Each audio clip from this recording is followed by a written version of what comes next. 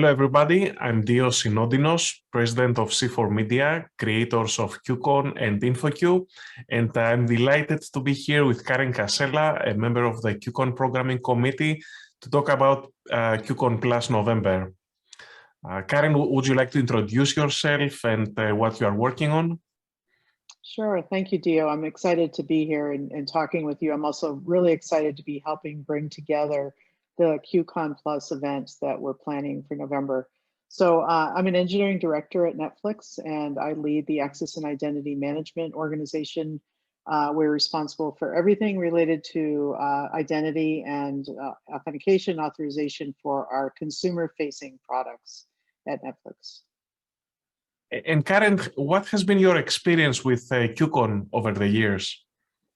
Yeah, I started attending QCon probably about 5 years ago. I found it very intriguing that it was a conference that was focused on practitioners, and it has become, I think, I've attended many, dozens of different conferences throughout my career. And one of the things that I love about QCon is that I always walk away with ideas that I can implement. Often you go to a conference and it's very theoretical and it's like, well, that's interesting. How am I going to use that?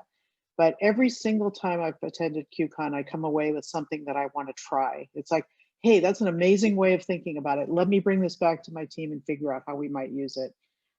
From there, as an attendee, I got excited about it and had an opportunity to participate and be a track host. And so I hosted tracks at QCon on a few different occasions, including the architecture track and a few others.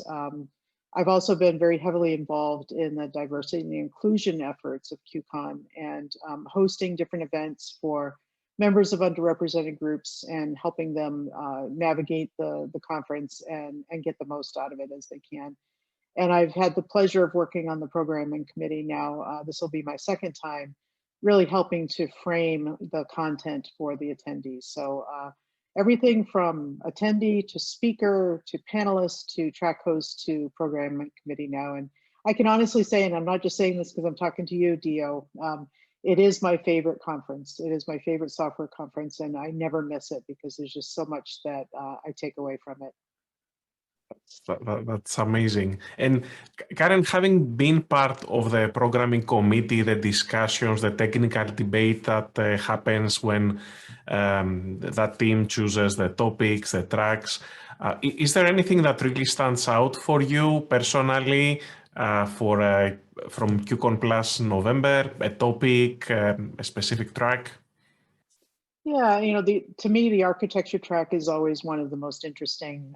It is the flagship track, and I always try to attend that one. But there are a couple others I'm really excited about this time around. One is around trust. We're putting together a track that talks about how it's important for users to be able to trust the systems that they're interacting with and for systems to be able to trust the users that they're interacting with. So it's kind of a bi-directional trust model. So I'm excited to work with our track host on pulling together a good story around that, because I think that's a very timely topic with everything that's going on around ransomware and other types of threats and vulnerabilities. I think that's a very timely topic. The other timely topic is how do we work together in this hybrid mode that we're going to be entering? We've all been working, most of us have been working in a distributed fashion over the last 16 to 18 months because of COVID. And, hopefully we'll start to do more in-person meetings in the next several months, although that's starting to get delayed by the Delta variant. But really thinking about, how do we work together again? We've gone from working in an office to working in a distributed fashion. And a lot of us are going to go back to a hybrid environment where we have people in both situations. And so we want to pull together people who've worked in both models, and then how do we think about taking it forward into the future? I think that's another really timely topic that I'm excited about at the conference.